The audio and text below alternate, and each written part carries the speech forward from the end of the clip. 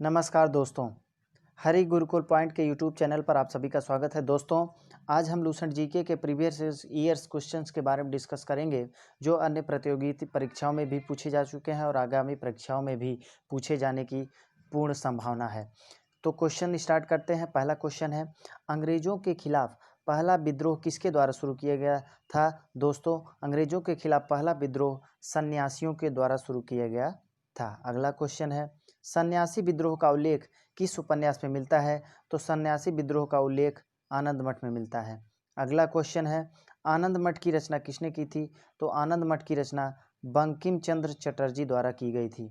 अगला क्वेश्चन, भारतीय सुधार समिति की स्थापना किसने की? तो भारतीय सुधार समिति की स्थापना दादा भाई नौरोजी द्वारा की गई थी। अगला क्वेश्चन है, भारतीय सुधार समिति की स्थापना कब और कहाँ हुई? तो भारतीय सुधार समिति की स्थापना 1887 ईस्वी में इंग्लैंड में की गई थी। अगला क्वेश्चन, ब्रिटिश सरकार का रुख किस वर्ष कांग्रेस के प्रति कठोर होता चला गया? तो ब्रिटिश सरकार का रुख 1887 ईस्वी में कांग्रेस के प्रति कठोर होता गया। किसने कहा था कि कांग्रेस केवल सूक्ष्मदर्शी अल्पसंख्यक का प्रतिनिधित्व करती है? तो डफरिन ने कहा था कि कांग्रेस केवल सूक्ष्मदर्शी अल्पसंख्यक का प्रतिनिधित्व करती है। अगला क्वेश्चन है, कांग्रेस अपने पतन की ओर लड़खड़ाती हुई जा रही है, ये कथन किसका है? तो यह कथन लॉर्ड कर्जन का है। अगला क्वेश्चन है, कांग्रेस क्षय रोग से मरने वाली है, ये किसका मानना रहा?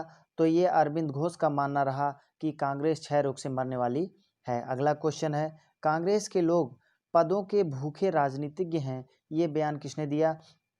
तो ये बयान बंकिम चंद्र चटर्जी द्वारा दिया गया था कि कांग्रेस के लोग पदों के भूखे राजनीतिज्ञ हैं। अगला क्वेश्चन है, धन विकास के सिद्धांत का प्रतिपादन किसने किया? तो धन विकास के सिद्धांत का प्रतिपादन नौरोजी दत्त एवं वाचा ने किया। अगला क्वेश्चन है, ब्रिटिश हाउस ऑफ कॉमन्स का चुनाव लड़ने वाले सर्वप्रथम भारतीय कौन थे? तो ब्रिटिश हाउस ऑफ कॉमन्स का चुनाव लड़ने वाले सर्वप्रथम भारतीय दादा भाई नौरोजी थे। अगला क्वेश्चन है, बंगाल के विभाजन की घोषणा कब और किसने की थी? तो बंगाल के विभाजन की घोषणा 20 जुलाई 1905 ईस्वी को लॉर्ड कर्जन के द्वारा की गई थी। अगला क्वेश्चन है, बंगाल विभाजन के विरोध में किस आंदोलन की घोषणा की गई थी? तो बंगाल विभाजन के विरोध में स्वदेशी आंदोलन की घोषणा की गई थी। अगला क्वेश्चन मित्रों, स्वदेशी आंदोलन की घोषणा कब और कहाँ हुई? तो स्वदेशी आंदोलन की घोषणा 7 अगस्त 1905 ईस्वी को कलकत्ता के टाउन हॉल में की गई थी। अगला क्वेश्चन है, अब आगे देखते हैं मुगल वंश। मुगल काल से देखते हैं, तो मुगल काल में बाबर से हम शुरू करते हैं। सबसे पहले देखते हैं मुगल वंश किससे संबंधित थे? तो मुगल किससे संबंधित थे? तो ये क्या थे? तुर्की के चुगताई वंश से संबंधित थे। अगला क्वेश्चन है, बाबर के वंशजों की राजधानी कहाँ थी? तो बाबर के वंशजों की राजधानी जो थी वो समरकंद में थी। अगला क्वेश्चन, बाबर ने काबुल पर कब कब्जा किया? तो बाबर ने काबुल पर कब्जा 1504 ईस्वी में किया था। अगला क्वेश्चन है, बाबर ने बादशाह की उपाधि कब धारण की? तो बाबर ने बादशाह की उपाधि 1507 ईस्वी में धारण की थी। मुगल वंश की नींव रखने से पहले बाबर कहाँ का शासक था? तो मुगल वंश की नींव रखने से पहले बाबर फरगना का शासक था। अगला क्वेश्चन है, बाबर का पूरा नाम क्या था? तो आप जानते हैं दोस्तों, बाबर का पूरा नाम जहरुद्दीन बाबर था। अगला क्वेश्चन है, बाबर का जन्म कब और कहाँ हुआ था? तो बाबर का जन्म 24 फरवरी 1483 ईस्वी में फरगना में हुआ था। अगला क्वेश्चन है, बाबर के वंशजों की राजधानी क्या थी? तो बाबर के वंशजों की राजधानी समरकंद थी। अगला क्वेश्चन, बाबर भारत पर पहला आक्रमण किसके विरुद्ध किया था? तो बाबर भारत पर पहला आक्रमण यूसुफ जाइयों के विरुद्ध किया था। अगला क्वेश्चन है, बाबर का पहला महत्वपूर्ण आक्रमण कब माना जाता है? तो बाबर का पहला महत्वपूर्ण आक्रमण 1526 ईस्वी को माना जाता है। अगला क्वेश्चन है, बाबर के पिता का नाम बताइए। तो बाबर के पिता का नाम जो था वो उमर शेख मिर्जा था। अगला क्वेश्चन है, कुतुलुग निगार खानम किसकी माता का नाम था? तो कुतुलुग निगार खानम बाबर की माता का नाम था। अगला क्वेश्चन है, पानीपत की लड़ाई किसके बीच हुई थी? तो दोस्तों ध्यान दीजिएगा, पानीपत की लड़ाई इब्राहिम लोदी और बाबर के बीच लड़ी गई थी। माफ़ कीजिएगा, पानीपत की पहली लड़ाई किसके बीच हुई थी? तो पानीपत की पहली लड़ाई इब्राहिम लोदी और बाबर के बीच हुई थी। अगला क्वेश्चन देखिएगा मित्रों, अगला क्वेश्चन है पानीपत की जो पहली लड़ाई थी वो कब लड़ी गई थी? तो दोस्तों ध्यान दीजिएगा, पानीपत की पहली लड़ाई 1526 ईस्वी में लड़ी गई थी बाबर और इब्राहिम लोदी के बीच। अगला क्वेश्चन है इब्राहिम लोदी को हराकर बाबर ने किस वंश की नींव रखी? तो इब्राहिम लोदी को हराकर बाबर ने मुगल वंश की नींव रखी। अगला क्वेश्चन है खानवा का युद्ध कब और किसके बीच हुआ? तो खानवा का युद्ध 1527 ईस्वी में राणा सांगा और बाबर के बीच हुआ। अगला क्वेश्चन है बाबर और मेदिनी राय के बीच हुआ युद्ध किस नाम से जाना जाता है?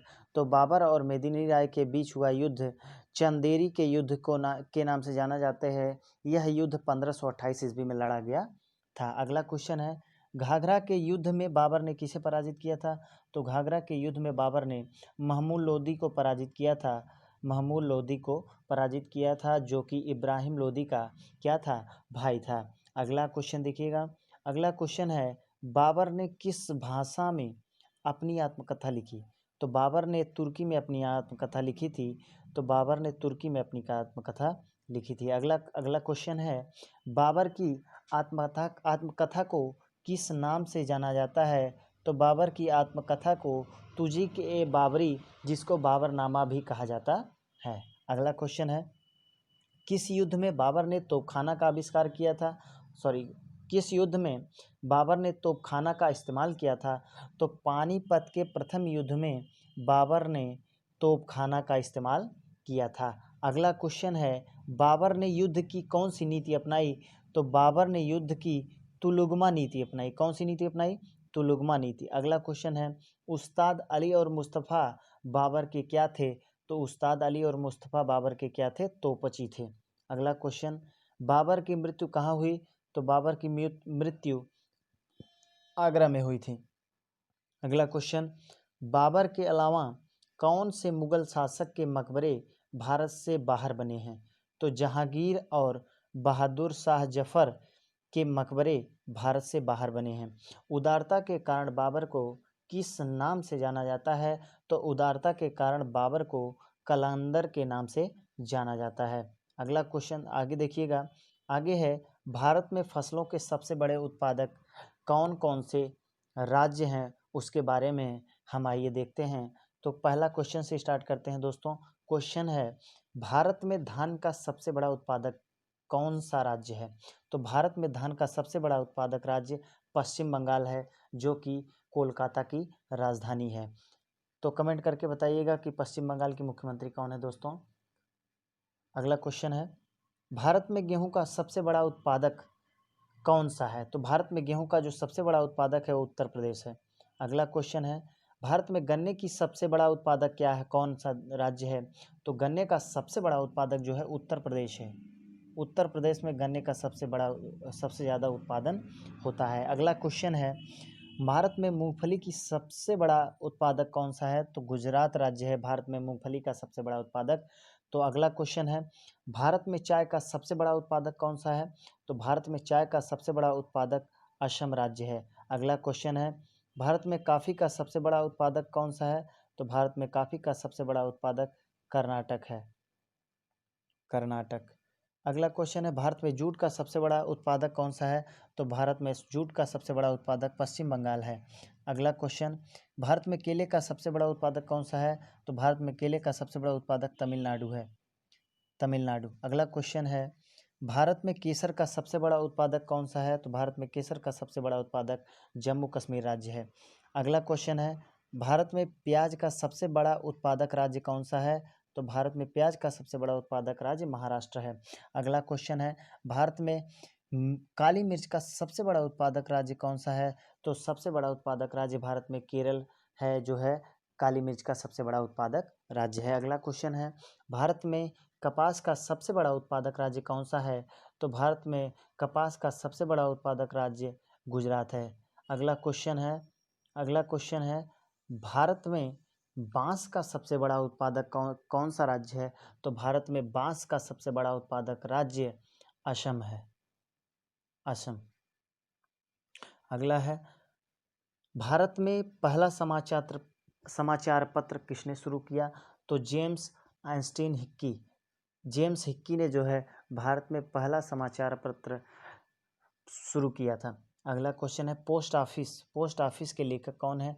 तो पोस्ट ऑफिस के लेखक रविन्द्रनाथ टैगोर जी हैं। अगला क्वेश्चन है भारतीय राजनीति में 1947 के बाद किस महिला ने सर्वाधिक योगदान दिया? तो अरुणा आसफ अली। अरुणा आसफ अली ने भारत में भारतीय राजनीति में 1947 के बाद सबसे बड़ा योगदान दिया था। अगला क्वेश्चन है तत्कालीन उड़ीसा किस वर्ष बिहार से पृथक हुआ? तो तत्कालीन उड़ीसा 1936 में बिहार से क्या हुआ? पृथक हुआ। अगला क्वेश्चन है सैडलर आयोग। सैडलर आयोग के बारे में हम बहुत सुने होंगे। तो सैडलर आयोग का जो संबंध है वो किससे है? तो सैडलर आयोग का संबंध वो क्या है? शिक्षा से है। अगला क्वेश्चन है नागरिकों की सेवाओं के लिए प्रतियोगी परीक्षा प्रणाली कब शुरू की गई? तो 1853 ईस्वी में नागरिकों की सेवाओं के लिए प्रतियोगी परीक्षा प्रणाली शुरू की गई थी 1853 ईस्वी में। तो दोस्तों अगर आपको हमारा चैनल पसंद आया है तो कृपया इसे लाइक और सब्सक्राइब ज़रूर करें। तो मिलते हैं नेक्स्ट वीडियो में। जय हिंद, जय भारत।